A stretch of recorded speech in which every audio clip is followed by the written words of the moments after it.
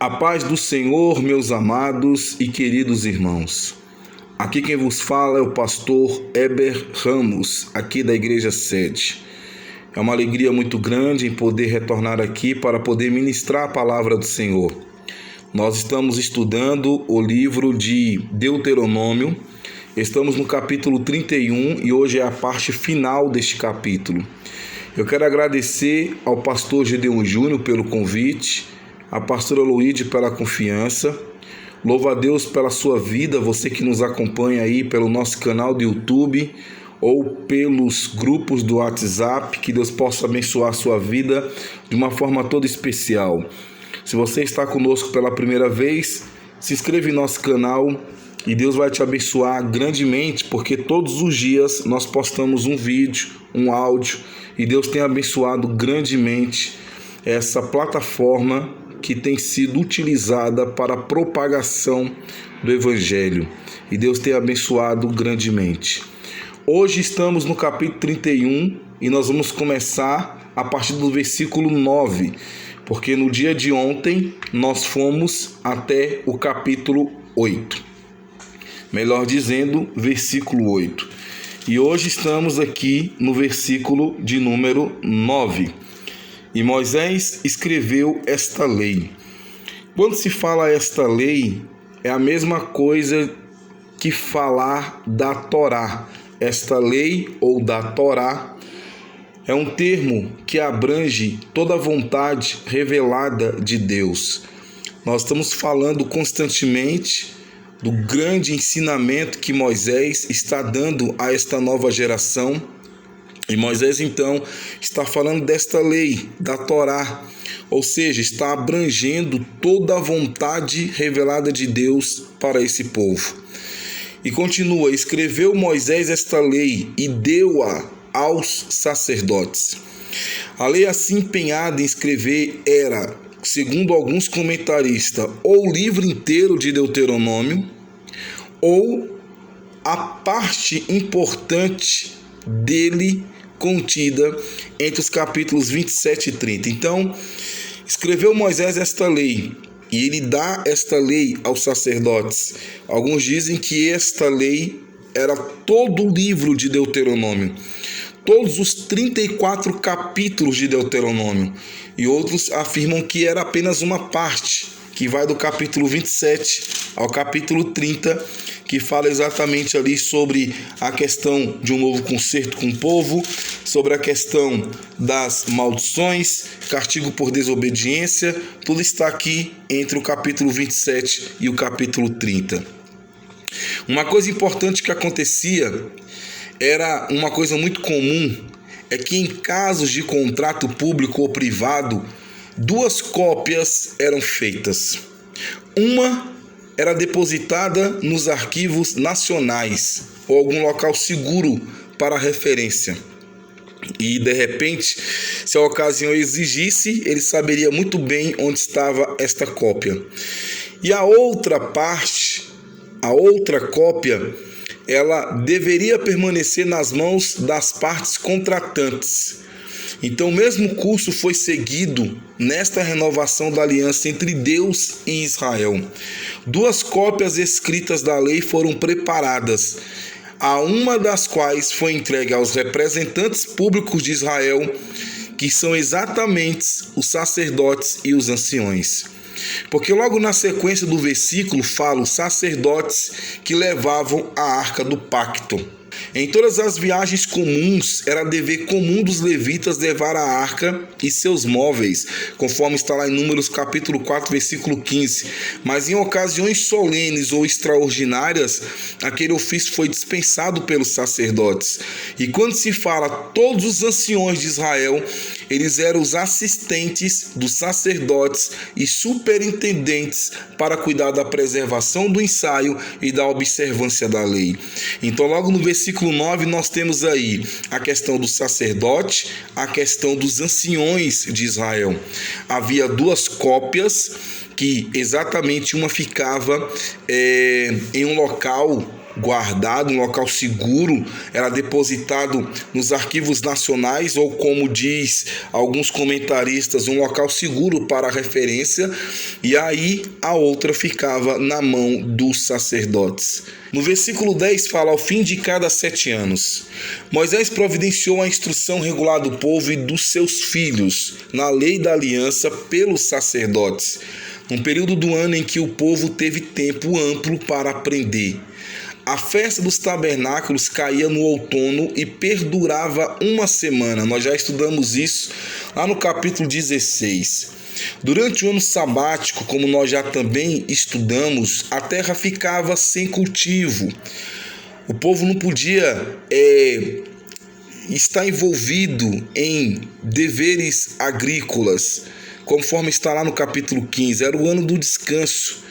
Não podia fazer absolutamente nada nesse ano. É como se fosse o 7º dia. Então tinha um ano sabático. Então, nesta ocasião festiva, um grande número de israelitas se reuniria no santuário. Eles seriam libertados de suas dívidas, conforme nós explicamos no capítulo 15. E isso era no final dos 7 anos. E da preocupação com suas colheitas, porque a festa do tabernáculos acontecia no final da época da colheita. Você pode ler o capítulo 15 e o capítulo 16, que você vai lembrar disso. Então este era o melhor tempo para que o povo se focasse em renovar seu entendimento das instruções de Deus. A festa dos tabernáculos encontra seu cumprimento na vida de Jesus no seu nascimento, quando ele veio habitar, ou seja, quando ele veio tabernacular com os homens na sua segunda vinda, quando habitará, tabernaculará para sempre com seu povo. Então ele veio na sua primeira vinda, o nascimento de Jesus, ele tabernaculou, e na sua segunda vinda ele tabernaculará para sempre com seu povo. Então, quando nós observamos ali em Lucas, você pode ver que o turno sacerdotal de Zacarias e do tempo de gravidez, onde Isabel concebeu e teve João Batista, e Maria, Jesus, você pode verificar que muito provavelmente Jesus nasceu à época dessa festa, ou seja, a festa do tabernáculo, começo de outubro, porque nós sabemos muito bem, perfeitamente, que Jesus não nasceu em dezembro, onde é comemorado o nascimento de Jesus. Jesus nasceu aí provavelmente no começo de outubro. Então, irmãos, existia então todo esse acontecimento ao fim de cada 7 anos. Então, começo de outubro. Então, as leis deveriam ser lidas para toda a assembleia, para todos. Essas leis deveriam ser lidas para toda a assembleia, para que todos, incluindo as crianças, pudessem ouvi-las.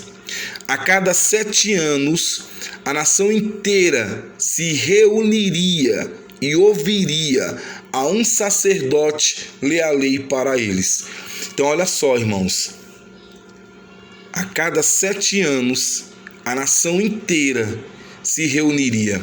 Imagina o Brasil, estou dando só um exemplo. O Brasil inteiro, se eu não estou enganado, 27 estados, o Brasil inteiro se reuniria para ouvir um sacerdote, para que pudesse ler a lei para toda esta nação. Naquele tempo não havia livros. Naquele tempo não havia bíblias, naquele tempo não havia jornais, naquele tempo não havia nenhum aplicativo para poder consultar, não havia WhatsApp, não havia Facebook, não havia Instagram, não havia Google, não havia nada disso. Então o povo se reunia num local, toda a nação, e ouvia esse sacerdote. Então olha só, irmãos, como é que eles faziam então?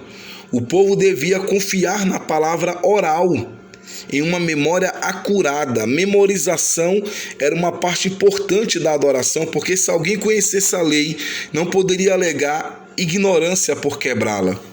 E aqui me veio aqui na minha mente, como que uma nação inteira ouvia um sacerdote? Eu não sei, mas um sacerdote falava a lei para toda esta nação. Obviamente, um repetia para o outro.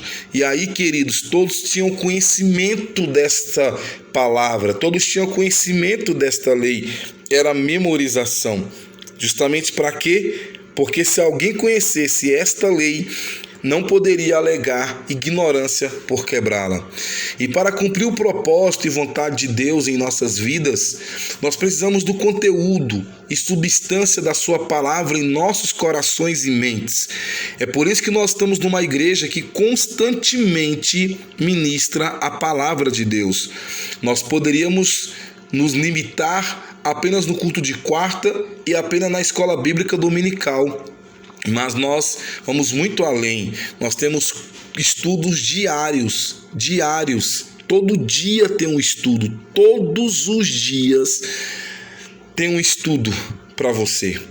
Então nós precisamos de conteúdo, precisamos da palavra. Então, irmãos, para os hebreus, esse processo ele começava na infância. As crianças já aprendiam a palavra de Deus.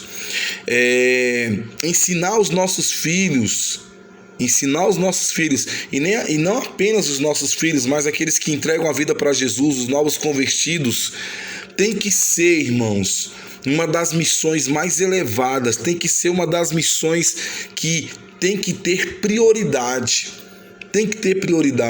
Para que nós possamos ensinar nossos filhos e os novos convertidos a seguir a palavra de Deus. Uma vez eu fiz um estudo sobre o Alcorão, sobre o islamismo, e é interessante, o muçulmano ele fica colocando ali na cabeça da criança, no ouvido da criança, Maomé, Alá é Deus e Maomé é o seu profeta, Alá é Deus e Maomé é o seu profeta, Alá é Deus e Maomé é o seu profeta. Fica repetindo isso no ouvido da criança. Irmãos, nós temos que falar isso também para os nossos filhos. Há um Deus poderoso, há um Deus vivo. Temos que mostrar que o nosso Deus, que é o Deus verdadeiro, eles mostram que Alá é Deus e Maomé é profeta. E eles acreditam nisso.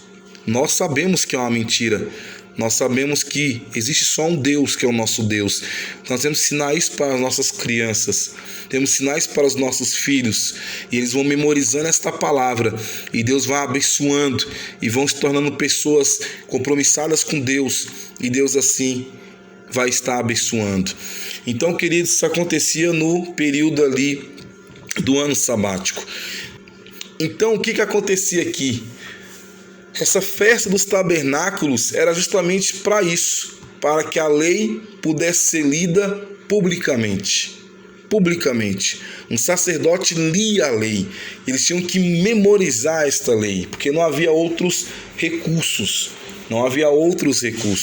Hoje, se eu quiser ouvir um estudo hoje, eu volto lá no canal do YouTube e volto e leio e escuto e anoto e dou uma pausa e volto novamente, aí anoto, muito fácil.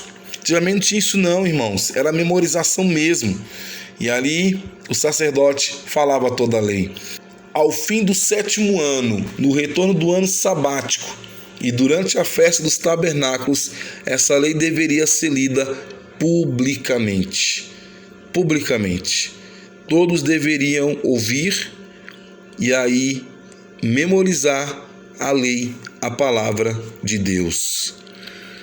E além disso, constituiu uma garantia pública para a preservação, integridade e transmissão fiel do livro sagrado e eras sucessivas. E aqui no versículo 11 fala: lerás esta lei. A lei também era lida em outras ocasiões. Você pode conferir lá em Josué 8:34, 2 Reis 23:2 e Neemias 8:1-3. No versículo 13 fala: para que seus filhos ouçam e aprendam a temer o Senhor. Um dos maiores privilégios dados aos judeus foi a custódia da palavra de Deus. Se nós abrirmos Romanos capítulo 3, versículo 1 e 2, olha só o que diz: qual é logo a vantagem do judeu? Ou qual é a utilidade da circuncisão? Muita, em toda maneira, porque primeiramente as palavras de Deus lhes foram confiadas. Então, queridos, o plano da redenção, as maravilhas do reino futuro, tudo está registrado na sua palavra. Então, permitir que os nossos filhos sejam criados sem conhecer a palavra de Deus é uma loucura. Nós temos que ensinar nossos filhos a conhecer a palavra de Deus. Recentemente me perguntaram: pastor Hebe, o senhor está pastoreando? Falei sim. Ah, está pastoreando? Eu falei sim, eu estou pastoreando. Qual a igreja? Falei: a minha casa. A minha casa é a minha igreja. Então eu sou pastor da minha casa. Eu sou o sacerdote que Deus colocou para guiar meus filhos ao caminho do Senhor. Ele ficou rindo. Então essa é a minha função. Então eu tenho aqui 3 membros.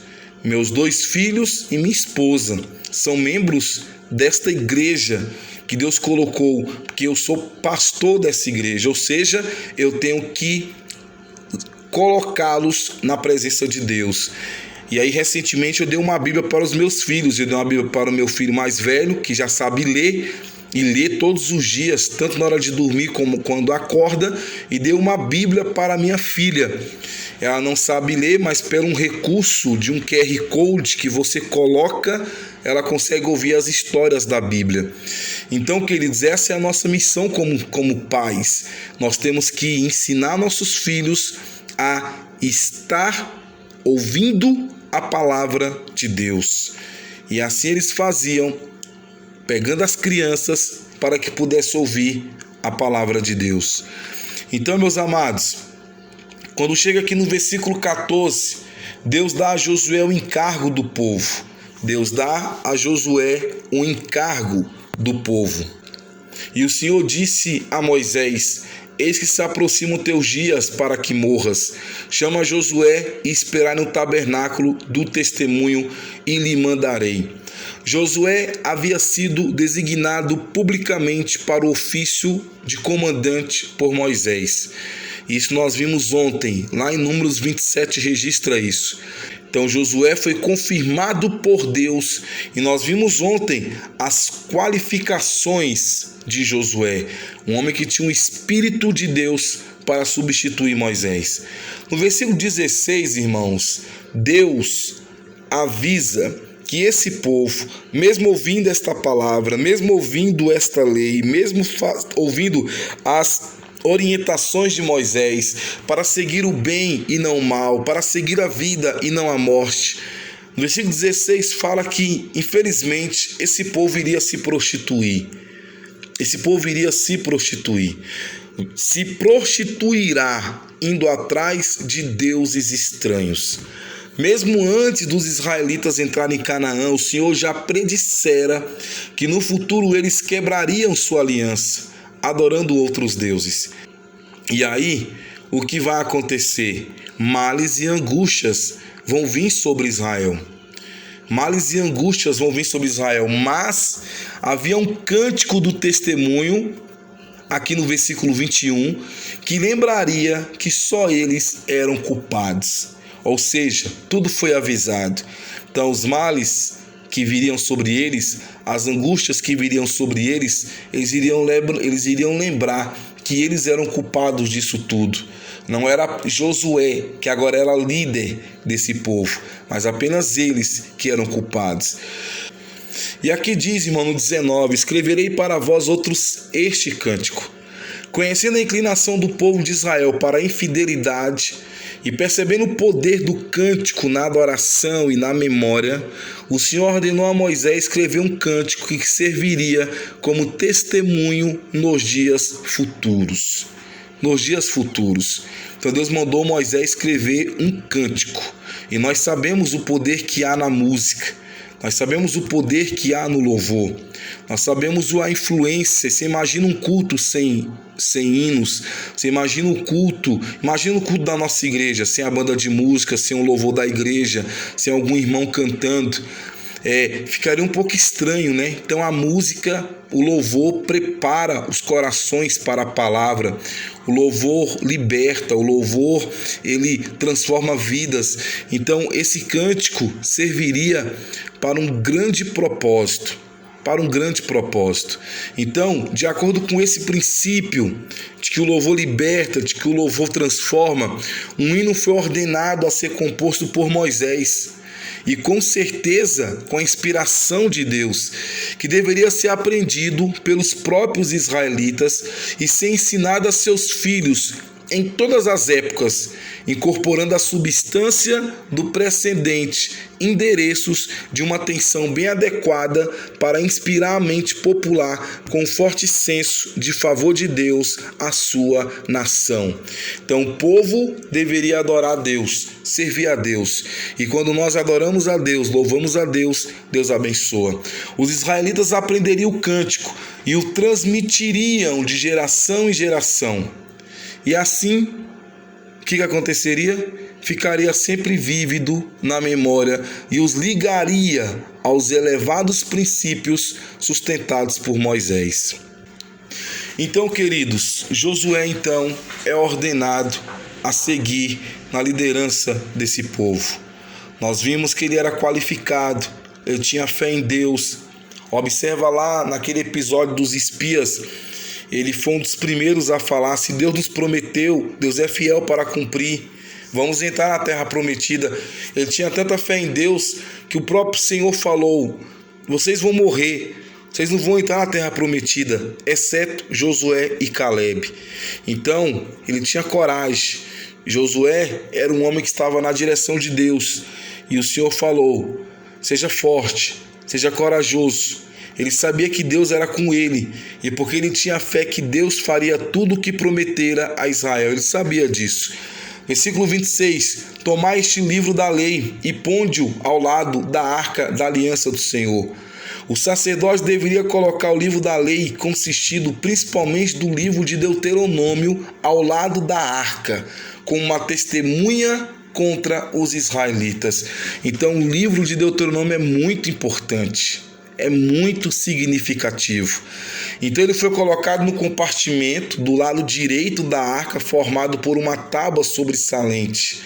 Os princípios inscritos sobre as tábuas de pedra eram de tal natureza que se tornava indispensável colocá-los numa categoria à parte.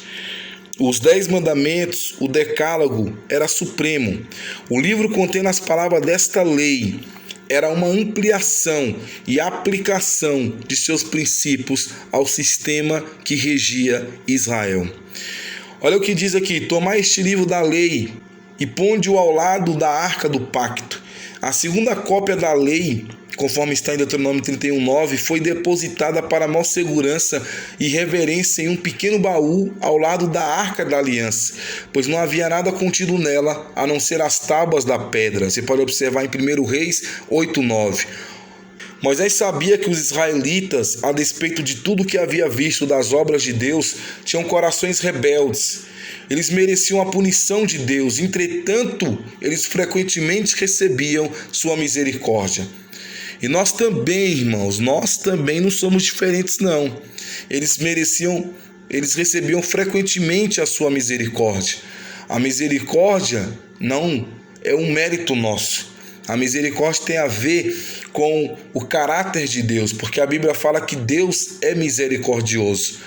Então, nós somos pessoas rebeldes por natureza. Tanto é que nós lutamos contra o pecado a cada dia, a cada instante, a cada momento. Pecamos no falar, no pensar e no agir. Então nós precisamos também da misericórdia de Deus. Nós devemos constantemente nos voltar dos nossos pecados para Deus e deixar que Ele, em sua misericórdia, nos salve. E aí, querido, nós terminamos aqui no versículo 29, que fala nos últimos dias. No Antigo Testamento, em geral, refere-se simplesmente ao futuro. E esse versículo 30 introduz o cântico do testemunho que nós vamos ver amanhã, se Deus permitir, com um outro pastor abençoado do nosso ministério. Então termina aqui o capítulo de número 31, versículo 30. Quero agradecer a Deus por essa oportunidade. Obrigado por estar ouvindo esta palavra e que Deus abençoe grandemente as nossas vidas. Eu quero terminar com uma oração. Senhor nosso Deus, nós te louvamos por esses estudos. Te engrandecemos, ó Pai, por todas as coisas. Obrigado, meu Deus.